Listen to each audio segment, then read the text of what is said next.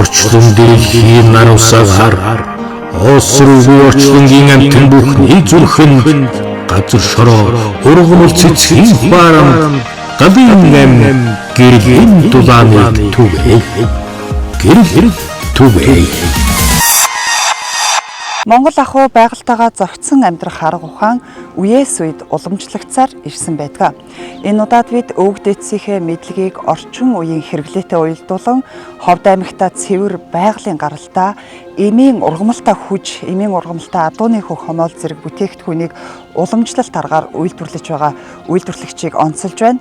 За энэхүү үйлдвэрлэлийг Нинжид даваа буян компаниг үүсгэн байгуулагч Гандан Пүнцэг Чойлон хэдийн зурхаачлам хэлбичгийн ухааны магистр сэргэлэн санаачлан эхлүүлж 3 жил тасралтгүй судалгаа хийж эрүүл мэндэд тусдаа за бүтээгдэхүүн бүртээ Монгол ахуй байгалийн үнэр цэвэр ариун чанарыг шингээн үйлдвэрлэжээ. Ингээд та бүхнийг гэрэл түгээн нэвтрүүлгийн ээлжид дугаарын зочнонтой уулзуулж за түүний хийж байгаа үйл хэрэг болон үйлдвэрлэлийн үйл ажиллагааг нь хүргэхийг зорилоо.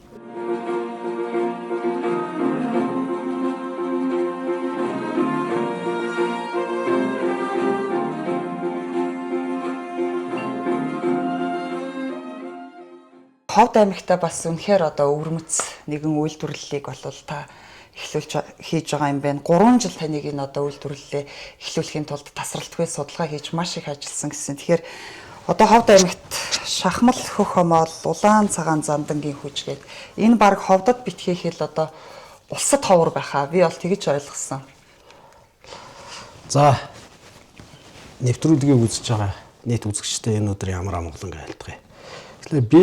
Миний хувьд бол би лам хүн. Тэгээд жоохон судалгааны төвшөнд бол бас ном судрыг бол өөрийнхөө хэмжээнд бол үзэж судлахыг зөрдөг нэг юм ховор хүн байгаа. Тэгээд ингээд үзээ явж байгаа хугацаанд бол бас өвгөн лам нарын минь ном судар дотроос нэг юм сурвалж гарч ирсэн юм байнамаа. Тэгээд энэ сурвалжийг бол би нэлээх удаа хадгалаад явсан.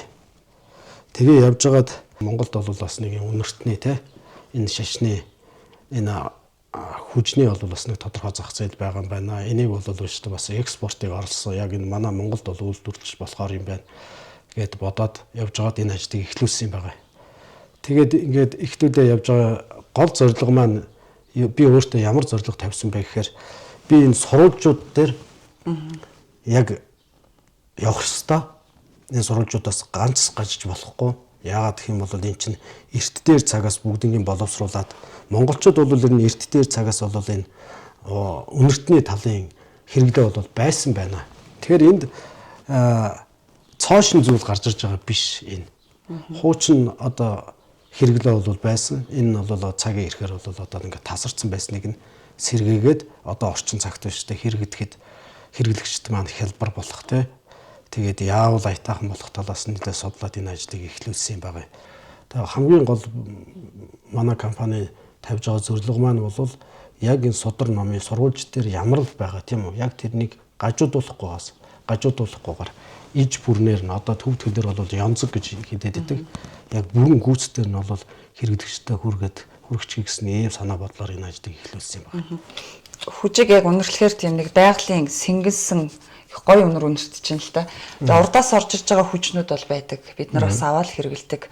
Хэрэглэхээр нэг тийм сонин зарим нь ингээд үнэртэхээр бүр яалтчгүй толгоо өвддөг. Тэгэхээр яг энэс одоо юугаар онцлогтой байна. Урдаас орж иж байгаа хүчний хувьд бол бас үн бол хямдхан байдаг шүү дээ. Тэгэхээр яагаад тийм бэ? Би энэ өвөл одоо хятадын Шилийн гол аймгаас нэг залуу ирсэн юм аа. Манай дүүгийн найз гэдэг. Тэгээд тэр болохоор надаас жоохон хөх хомоол энэ манай шахмал хөх хомоолыг авах санаатай ирээд тэгээд тэр ирээд би 2-3 өдөр энүүгээр хамт яваад хөх хомоолоо хаанаас түүсийн барьсан яваад сонирхуулаад ингээ яриа явж хат тэр залуу нэг юм ярьжсэн л да. Та нар энэ манай урд газраас орж иж байгаа энэ хүчийг биш та нар хүч гэж бодоод байна уу гэж. Тэгэд энэ чинь хүч штэ энэ интернет орчноос яах чинь ургамлаа хийгээл ингээл хийж штэ гэдгсэн чинь тэр том зах зээлийг тийм ургамлын хүчээр хангана гэхэд толгойч нь байна уу гэдэг. Тэгээ би гайхаад зарим нь тармилжуулсан тармилжуулсан байж болно тийм үү. Гэтэл одоо та өөрөө ингээ урдаас ингээ ургамал татж байна. Монголоос одоо жишээлбэл та агиа ямар үнэтэй түүлгсэн, арцаа ямар үнэтэй түүлгсэн, нөгөө далийг ямар үнэтэй авсан те. Тэгэхээр ийм 2500 ч юм уу 3000 төгрөг мөгрөгөөр нэг ийм сав хүж гарах боломж байна уу танд гэдээ надаас асууж байгаа байхгүй. Нэр боломжгүй болчихж байгаа байхгүй. Тэгвэл яагаад энэ юм биш те хямдхан гараад байна гэсэн чинь. Тэгвэл яагаад ийм хямдхан ирж байгаа юм бэ гэсэн чинь эн чинь хог шүү дээ гэж. Яагаад тэгээ та нар хог үнэрлээд байна гинэ. Тэг яагаад гэдгсэн чинь та энэ одоо урдаас орж байгаа үнэрийг одоо өөрөө ингээд үйлдвэр эрхэлж байгаа энэ урамлуудыг бүгднийг үнэрлээд байгалийн үнэр гэж ямар үнэр байдаг? Найруулад хиймээс гаргаж авсан үнэр ямар байдгийг та өөрөө ялгадаг болсон гэд хэлэнгуут над санаа орж байгаа байхгүй. Нэрээ энэ урд мурд юм хятад мэтаас ороод ирж байгаа хүчнүүдийг аваад үнэрлээд үзэхээр байгаль дээр байгаа үнэр байх. Бүр нэг тийм нялуун зарим нь бүр уугуулчаар толгоо олдлоо ийм боллоо гэд ингээд байгаа байхгүй. Тэгсэн тэгвэл энэ хог үйлдвэрлэж ийн гэж юу яриад байгаа юм бэ гэдгсэн байхгүй. Би тэгсэн чинь үгүй ахаа ингэдэг юм аа. Хаягдл цаасыг нунтглаа тэрэмдээд тэгээ дээр нь будагч бодис, үнэртүүлэгч бодис хийгээд шахчихж байгаа маа машин. Тэгээд тэр чинь хямдхан хог юм чи хог хямдхан гарч байгаа учраас авчраад та нар хог ургал үнэрлээд байгаа болохгүй гэд. Тэгээд манад ирээд энэ миний хийсэн хүч мүжүүдийг ингээд үзэж бариад би ингээд сурвалж дээр нь тайлбарласан л да. Тэгсэн чинь би уг нь бас хомоолыг уг нь танаас авгаасаа авна. Тэгсэн чинь танаа энэ хүчийг чинь би урагшаа авъя л да. Энэ чинь бол цэвэр эко хүч шүү дээ гэд. Тэгээд энэ утаандаач учир нь байдгийн байна. Тэгээд эко өөкө биш үү гэдгийг нь ерөөсөө үнсийг нь барьж ингээд үзүүлээд надад аргыг зааж өгсөн л да. Ер нь цэвэр хүч гэж ийм байдгийн, утаан ийм байдгийн, үнс нь ийм байдгийн гэдэг бүгдийн аргыг зааж өгсөн. Тэгээд би нэрээ тийм юм байна шүү. Нэрээ ингээд бодоод байхад чинь нэрээ яавч за одоо энд ингээд Монголд оруулж ирэл одоо нэг 50000 төгрөгөөр зарж байгаа хүч байгаа тий. Ингээд ингээд бодоход тэр цаанаас ямар үнэтэй хөв бөөндөж авсан болж тарах уу тий. Тэгээ энд авчраад өөртөө янз бүрийн юмсуудаа авчраад энд ингээд зарж байгаа тий. Гэтэл нэрээ тийм хямдхан гарах ямар ч боломжгүй юм бэл. Та олон жил бас судалгаа хийгээд явлаа шүү дээ. Яг урд очоод яг одоо оригинал жинхэнэ яг байгалийн эрүүл мэндэд ямар ч сөрөг нөлөөгөө хүч хийж байгаа газруудыг өөрсдөө танилцж үзсэн. Очсон би өөртөө 7 сард манай дүүтэй би өөртөө энэ урдаас ургамлаа одоо урд хятадаас авах ургамлаа хаанаас авах вэ? Хятадын зах зээл чи өөрөө бас их асуудалтай зах зээл шүү дээ. Гулж зүйл их байдаг те. Тэгэхээр хаанаас авах вэ гэд бодож жагаад би гүмбэн яваад гүмбэнээс цаашаа өөртөө 70 төвчнөөс дээш 4600 дээд монголчууд гэж хөхнөрөө монголчууд гэдэг байхгүй. Тэнд очиж биш би тэндээс ургамлаа татхаар болоод оч бүх ургамлуудаа үзээд авахаар болоо тэгээд тэнд явж байгаад нэг төвдийн нэг 3 үеийн хүч хийж байгаа гэсэн нэг төвд лам энгийн хүнэлтэй хүчний үйлдвэртэй тэр хүнтэй уулзаад тэгээд тэр хүнээс үштэй тэр яг сайхан ийм эко хүч хийдэг. Тэгээд үштэй энэ хүчийг бодвол үштэй арай урттд нэг ийм зэрэг нэг 20 орчим сантиметртэй нэг багц хүч нь 100 явна гэжсэн. Тий. Одоо яг хэмжээ нь бол яг л ийм. Тэгээд тэгжлээ. Тэгээд тэр чинь 100 явна гэдэг чинь одоо бараг 53,000 төгрөг шүү дээ тий. Тэгэхээр тэр хүчийг тэгээ та энийг их хэмжээгээр үйлдвэрлэдэг юм гэсэн чинь үгүй ээ. Манай угаасаа энэ эко юмыг угаасаа мөнгөтэй хүмүүс нь авчдаг. Надад энийг рекламдаж барих ч юм уу тийм сурталчлах ямар ч шаардлага байхгүй. Захиалгаар хийждэг би угаасаа жилд үйлдвэрлэдэг тэгэл байхгүй болчихдог гэдэг чинь. 3 жил өмчсөн адууны хөх хомол бол жинхэнэ им гэж хэрэгэлдэг байсан. Игнерийг тэнцвэржүүлнэ гэж монголчуудаас эртнээс нааш ярьж ирсэн. Тэр нь бол одоо бас ортой юм аа. Үнэн байна гэдэг нь батлагдчихж шүү дээ. Энэ энерги гэдэг зүйл маань хэн нэг нь авчраад өөртөө ингээ гадна талаас нь нэг энергич хүн хуржээ хүний энерги ч юм уу тэр эрчмийг нөхөд өгчдөг зүйл бол биш ээ гэж. Жишээлбэл бохир орчинд муу эрчим бүрлдэж байна гэж. Цэвэрхэн орчинд сайн эрчим. Ер нь ертөнцийн нэг хууль байна тийм үү? Бохир зүйл нь цэвэр зүйлээсээ зайлж идэг. Тэгэхээр ер нь сан гэж байгаа үг өөрөө төвд үг байхгүй юу? Энэ нь болохоор ариутгал гэж байгаа үг.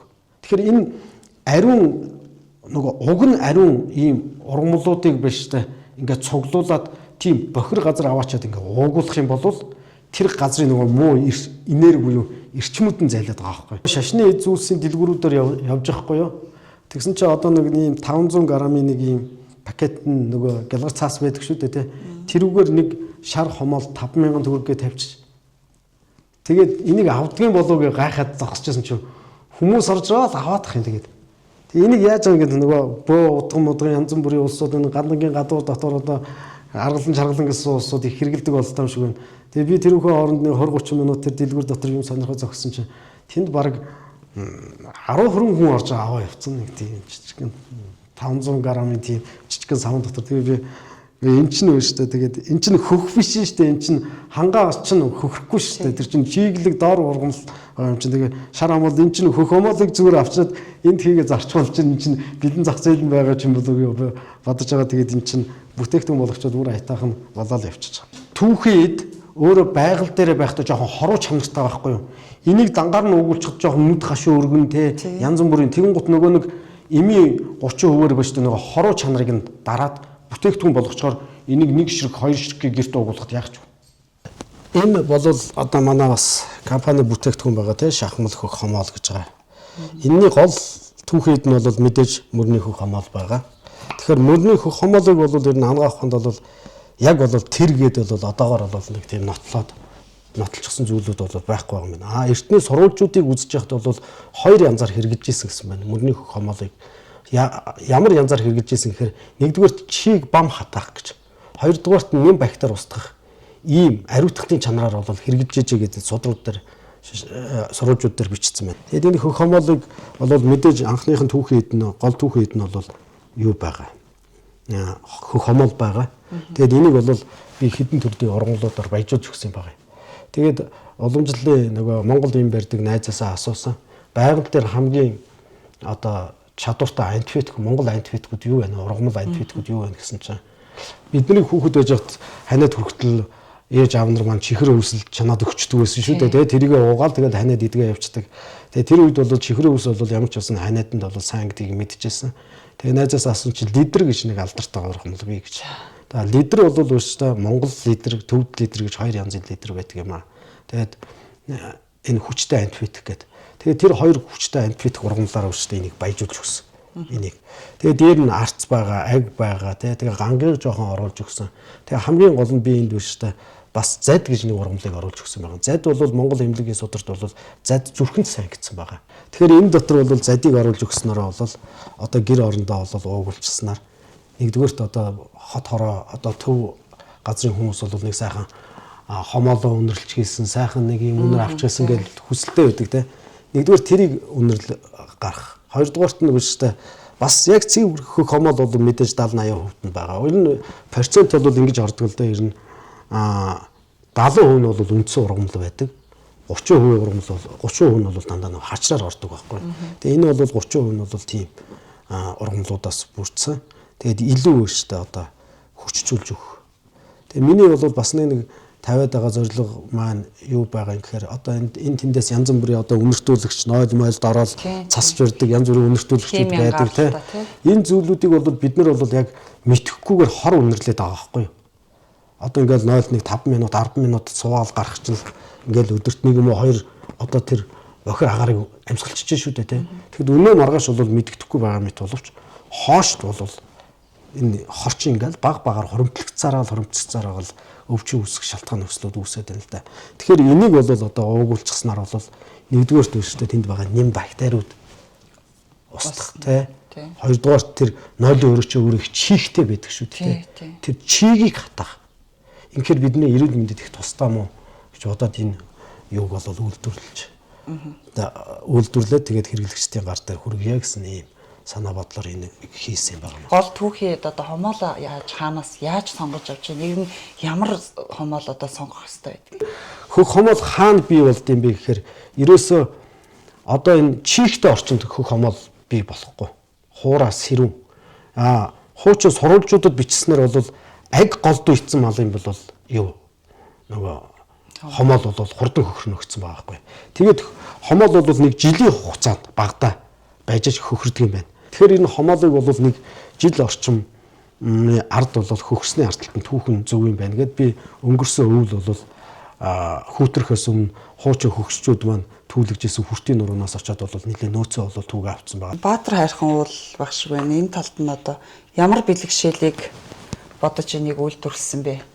Энэ манай компани энэ лого байгаа. Тэгээд энийг манай дүү би тэгээ хотод миний мянгатын биштэй нэг шүтээ урлаач дүү байдаг мөнгө төмөргöd тэр шүтээ урлаач бид нар хоорондоо ярьжаад гаргаж ирсэн энэ логог. Энэний мэдээж энэ дээр нь харагч байгаа нь бол манай алтаа мөнгөцтэй уул байгаа юм зү тий. Тэгээ эндээс нь бол манай алтаа сайхан англиун ургамлууд ингээд уугж гараад ингээд алтаагаа ингээд ороож англиун үнрээрээ түгэж байгаа ийм гаргаж өгсөн байгаа. Тэгээд энэ талд бол мэдээж манай Ховд аймгийн нэрийн бүтээгдэхүүн болохоор мэдээж Баатар хайрхан уул чинь манай одоо шүтээ уул шүү дээ тий.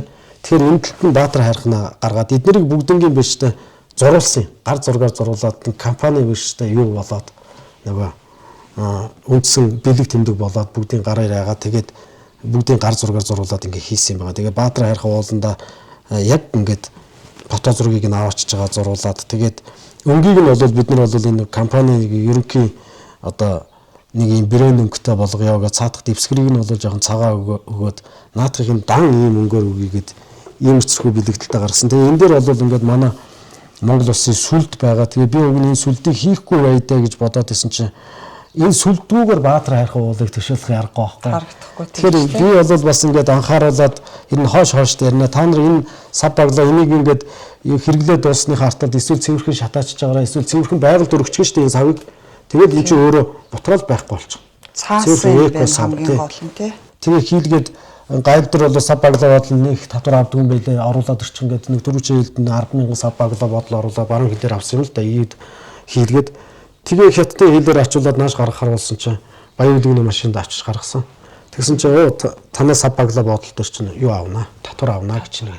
Тэгээ манай нөгөө дүү чинь зөндөө хишнаасаа цаашаа явдаг хүн болохоор яхаараа сав баглаа бодол төр юу адсан тийм нэг авдаггүй шүү дээ гэдгсэн чинь энэ чинь эко сав баглаа бодлоо цэвэр цаасаа тийм учраас биш штэ татвар авна гэд хил дээр бид нэр төлсөн шүү. Тэгэхээр бид манай монголчууд бодно штэ бид нар баялгаа зүгээр л гаргаа өгөөддөг. Гэтэл хятад биш штэ энэ цаасаа гаргахтаа хүртэл ингээд татвар авчих шүү дээ. Тэгээд одоо зүгээр энэ ийм нийллэг ийм сав маа бидний зүгээр аваагаар гэж байна. Энд чи одоо хог шүү дээ тий зүгээр хог энэ энийг бол зүгээр аваагаар энэ савндаа бол гайл дээр татвар төлж орж ирсэн шүү дээ. Тэгээ одоо энэ улаан цагаан замдангийн хүүч гэдэг гэж юм те. Энэ бол их 50 гаруй төрлийн найрлагаас бүрдсэн. Энэ гол түүхэн эд нь бол өөрөө мэдээж цагаан улаан замд нь 60-70% орно. 30% нь бол нөгөө зай хэлбэрээр орж байгаа ургамлууд орж байгаа. Тийм Монголоос бол 10 гаруй төрлийн ургамал орж байгаа. Тэгээд энэ дотор биш 3 цагаан гэдэг байгаа сүү тараг шар тос эдний чинь багсармал янзаар оруулчихж байгаа. Нөгөө нэг юу гэж байгаа 3 амттан гэж байгаа 9 чихэр зөгийн бол буран гурвын чинь багсармал янзаар оруулчихж байгаа. 5 зүйлийн эрдэн ордог байхгүй. Хуурмаггүйгээр хийгэрэй гэсэн байгаа. Хуурмаггүйгээр. Хуурамч эд хийж болохгүй шүү гэдэг. Энд хуурмаггүйгээр бүгд оруулсан. Түүхийн эдүүдийг дээжлээ түүхий чигтнээ авчраад би энд одоо хүмүүст бас баримттай байг гэж удаад хадгалсан байгаа. Тэгэхээр нөгөө 5 зүйлийн эрдэн тэгээ торох хүртэл ордгийг. Тэгэхээр эн чинь эко хамгийн гол нь миний 50-аад байгаа зорилго маань би түрүүн танд эхэлж хэлжсэн те. Энэ хуучин сурвалж дээр ямар байгаа юм бэ? Ерөөсөө юу яаж болохгүй. Эндээс гажуудвал болохгүй. Тэгээд одоо ургамлаа маш урд хятадаас авахтал найдвартай газараас авах хэрэгтэй байхгүй. Жишээлбэл шар тоос 9 чихэр зөвгийн бол нөгөө алдартай зайд энэ ургамал хэлбэрээр байж энэ цагаан замд ургамал хэлбэрээр байж энэ улаан замд ургамал хэлбэрээр байж одоо энэ гавар байж энэ хус байгаа тий. Хус хүртэл орно шүү дээ. Манай нуурын хус байж тий. Энд болохоор манай ховдод ургадаг тариануудыг тэрэмчихгүй. Тарианууд тэрэмчихсэн байж энэ манай арц байж тий. Энэ сайхан торгийг ингээд талхалчдаг. Тэгээд энэ дотор хийдэг. Торох хүртэл. Тэгээ торох хүртэл орно. Энэ болохоор юу бай? Нөгөө чихэр өвс ургамлаараа байж тэгээ энэ болохоор биш та нөгөө сая миний нөгөө ямар арц биш энэ нөгөө юунаас хөвсгөлөөс авчирсан дал. Арц шиг юм бид. Ийм англи үнэртэй. Аг. Манай алтай аг хамгийн чанартай шүү. Хамгийн хүчтэй. Би энэ олон ургамлуудыг үнэрлж байгаа. Одоо тэгээд ингээд зөвгийн баал байж гин. Нөгөө сая яриад байсан нөгөө эрдмөч энэ байж гин.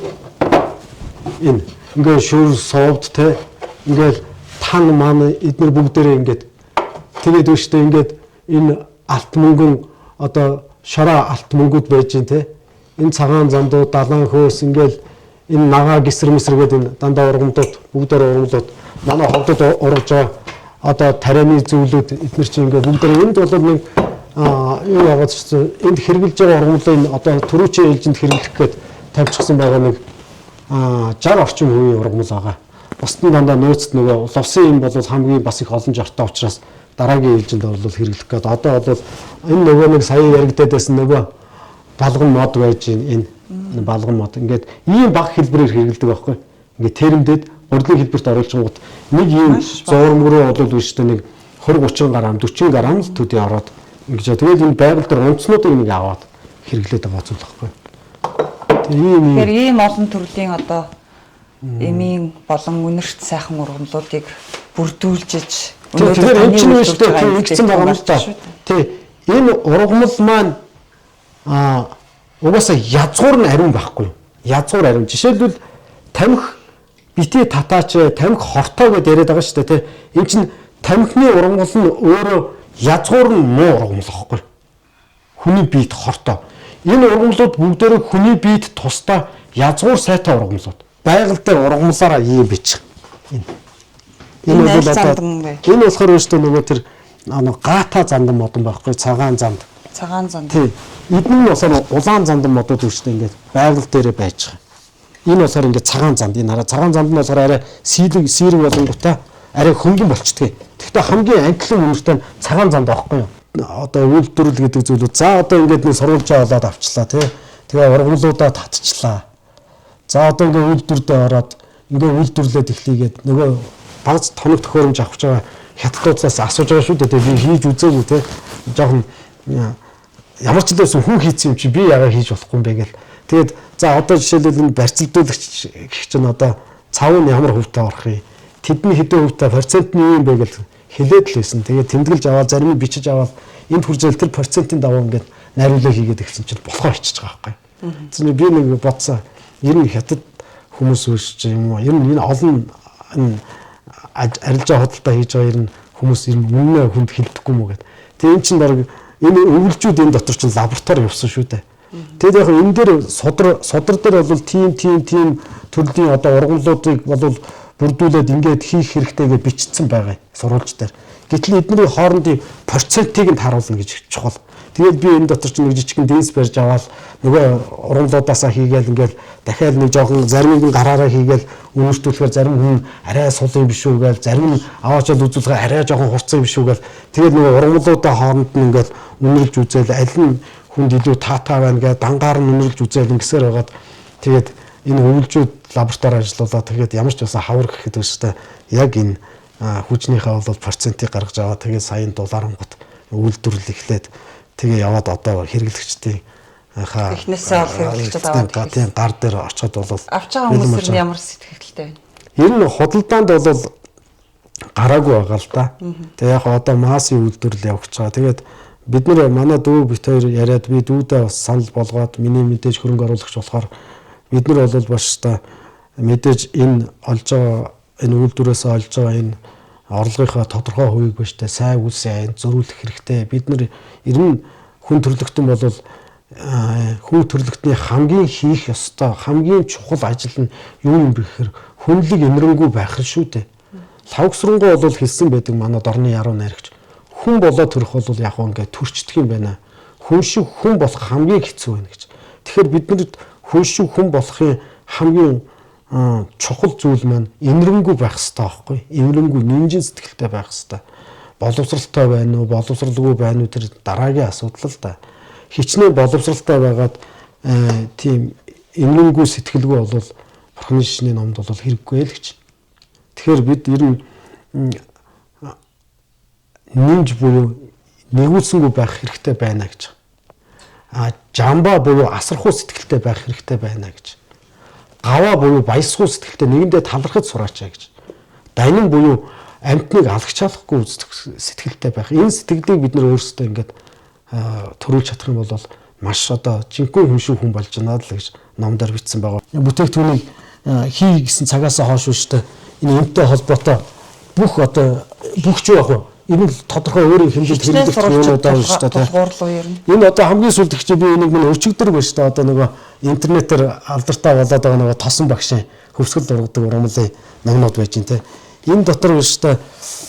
Энэ их нөгөө эдгээр урд төвлөд явж байхад манай тэр төвдийн хүчний үйлдвэрийн юу төвд надад өгсөн байхгүй юу? Тэгэхээр энэ дотор байна шүү дээ нэг юм байгаа.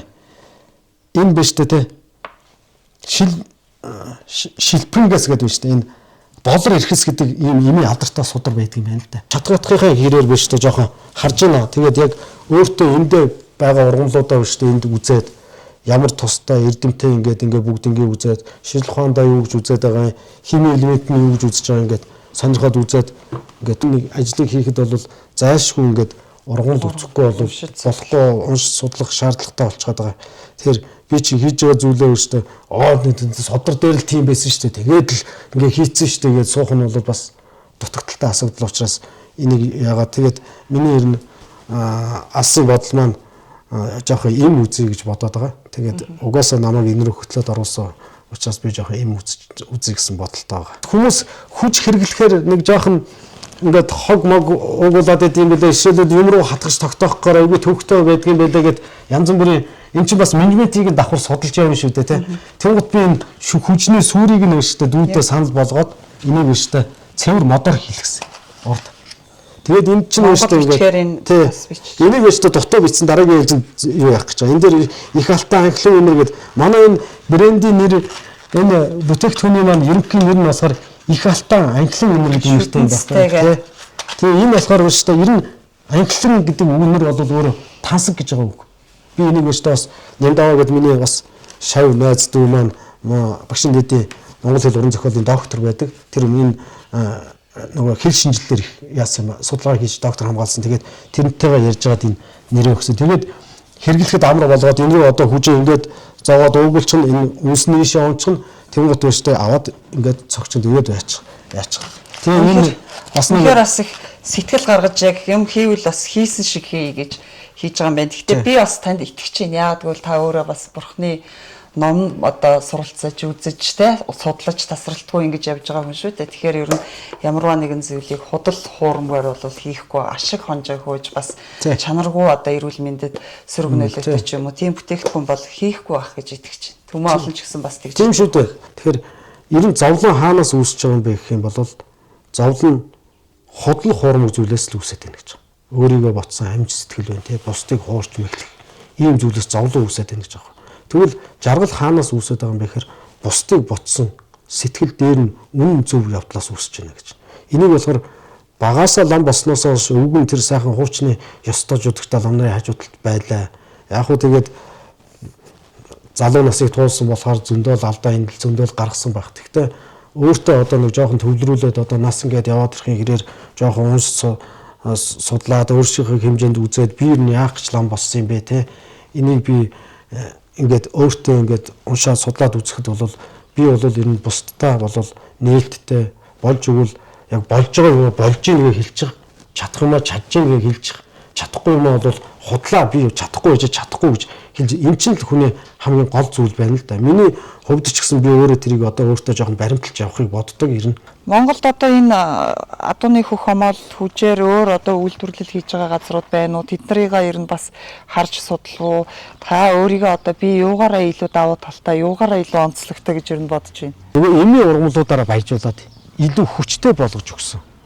Хоёрдугаарт хэмжээнийхээ хувьд биш тэ том болгож өгсөн юм аа. Жишээлбэл одоо гадуур зарагдаж байгаа хөх хомоол юмсууд байна л тань. Иймхэн юм байна. Энийг иймхэн. Тэгээд чинь ингээд баг уугаад үнэн гараагүй байхад биш үү ингээд байхгүй болчихж байгаа. Эмийн ургамлаараа биш үү ингээд хүчийг нь нэмж өгсөн. Энэ бол анхдагч шүү. Ингээ өв уламжлалаа ингээ сэргийхийг хүсдэг одоо нэг залуу төлөөллөнийг байхгүй юу? Одоо ядаж ингээ гадуур дотор ингээ үедээ явахдаа нэг хаяа нэг Монгол готлаа өмсөд ч юм уу Монгол дээлээ өмсөө Монгол малгайгаа өмсөд өв уламжлалаа ингээ сэргийхийг хүсдэг. Тэрнтэй маань бас ингээ энэ маань ингээ нөгөө нэг юу н холбогдож өгж байгаа үнцэн. Нутагтаа ирээд би ингээд гадагшаа татгаш амар их аялал жуулчлаар ч юм уу зугаалгаар үгүй бол ингээ ажил төрлөөр явдаг. Аваад явчих гингүүд надад яг ингээд энэ манай нутгийн юм шүү гингээд нөгөө онгоцонд авч суугаад шууд ингээ гард хийсэндээ ч юм аваа явчих ихлээр яг тийм нэг тохирсон юмнууд байдгүй одоо ингээ идэж уух юм чи ингээл аль ч орны хүмүүст аваачаад өгвөл одоо бас нөгөө хэрэглэж чадахгүй энийг хэрэглэдэг хүн гэвэл одоо дэлхийн бүх хүн биш 1 настай бай тий 80 настай борол хүртэл бүх хүмүүс имижэн бурхан тахил дээрээ ажил төрөл дээрээ тэгээ өөрийнхөө хүслийг шивнээд ингээ хийдэг зүйл болохоор онгоцонд би бас сая урагшаа явахдаа авч явлаа л да. Тэгсэн чинь асуудалгүй гарсан. Яагаад гэвэл нөгөө баркод мод одоо бүх ингээд нөгөө нэг авах ёстой бүх эрхүүдээ авсан болохоор тэр чинь бүтээгдэхүүн болоо гарсан болохоор ингээд аваачаад өгсөн ч гэсэн ингээд хүн болгоо ингээд нүүр бардам юуныхаа нөгөө өөрсдийнхөө ингээд дээшээгээ ингээд ячиж лавсынхаа ингээд дээр тавиал нөгөө хүмүүс чинь миний ажил бүтэх болтгоо гэдэг ингээд өөртөө ингээд бас амар баярлж исэн. Тэгээд ийм сайхан бүтээгдэхүүн ингээд бас гаргах санаачлахыг манай ах маань намаа энийг ийм юм байна. Энийг ингээ ах нь ингээд айгүй олон жил ингээ судалгаа шинжилгээгээ явж байна. Энийг хоёлаа хамтарч хийвэл яасан бэ гэдэг өнгөтөн би ч нөгөө өөрөө ингээ бас ингээ уламжлалаа сэргийгээ бодож байгаа юм чи окей тэгээ асуудалгүй юу хэрэгтэй гэд ахыгаа дагуулж аваад нөгөө нэг судалгаануудаа бас давхар үйлдвэрүүдээр явж хийгээд тэгээ урамлаа хүртэл нэг нэгээр нь очиж ингээ өөрийн нүдэрээ хараад ингээд одоо ингээ үйлдвэрлэлийн процесс руугаа орж эхэлсэн байгаа. Тэгэхээр та хоёр бол чадсан байна. Баяр хүргэе. Тэгээд үнэхээр бас түмэн олонд буйны өглөгөөсөө хайрлсан тий. Түмэн олныг муу одоо зүйлээс ангижруулах ийм сайхан бүтээгдэхүүнийг бас үйлдвэрлэж байгаа чамд ах トゥ хоёрт бас баяр хүргэе. Тэгээд та хоёрынхаа цаашдын ажилд амжилт хүсье. Та хоёр ямар ч байсан ихлүүлсэн, чадсан. Одоо бол Ховд аймаг үнэхээр өөр ингэсэн сайхан брэндтэй болж бид нар энийгээр бас бахархах цаг тун ойрхон байна гэж бодож байна.